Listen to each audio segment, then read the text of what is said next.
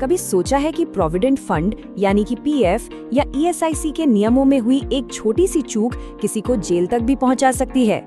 आज हम कॉर्पोरेट कानून की इसी थोड़ी उलझी हुई दुनिया को समझने वाले हैं और देखेंगे कि ये नियम किसी भी बिजनेस को कैसे बना सकते हैं या बिगाड़ भी सकते हैं। नहीं, ये सब डराने के लिए नहीं कहा जा रहा है।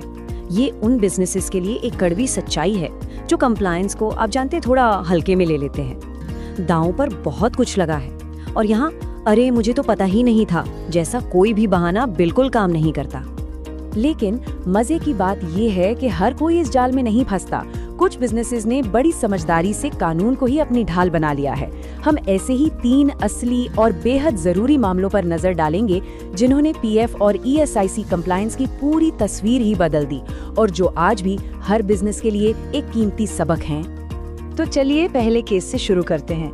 देखिए, आजकल ज्यादातर कंपनियां कॉन्ट्रैक्टर्स पर काफी निर्भर करती हैं, लेकिन जरा सोचिए क्या होगा अगर आपका कॉन्ट्रैक्टर अपने कर्मचारियों का पीएफ जमा ही ना करे? क्या इसकी जिम्मेदारी आपकी होगी? एमएस किर्लोस्कर न्यूमैटिक और ईपीएफओ के बीच का ये मामला इसी बड़े सवाल का जवाब देता है। तो सबसे बड़ा सवाल यही था कि भाई अगर कर्मचारी कॉन्ट्रैक्टर के हैं तो पीएफ जमा करने की जिम्मेदारी आखिर किसकी? और कोर्ट का फैसला बड़ा ही सीधा और साफ था।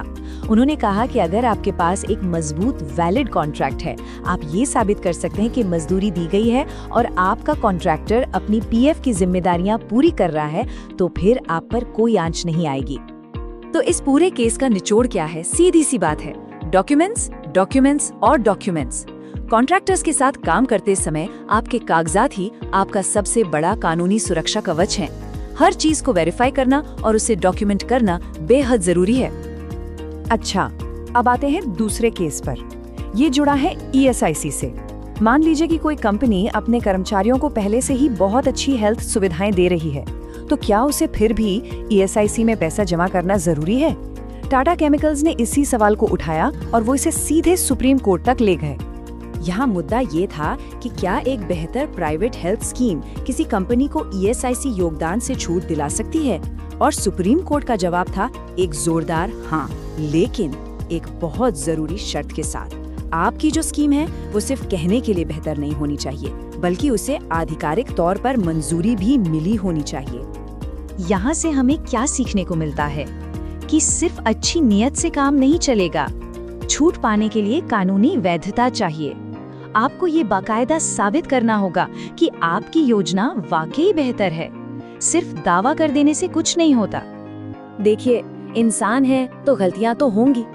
कभी कभी पीएफ जमा करने में देरी हो जाती है, तो क्या ऐसे में भारी भरकम जुर्माना भरना ही एकमात्र रास्ता बचता है? हमारा आखिरी मामला जो सेल और रीजनल पीएफ कमिश्नर के बीच था, इसी मुश्किल को सुलझाता है।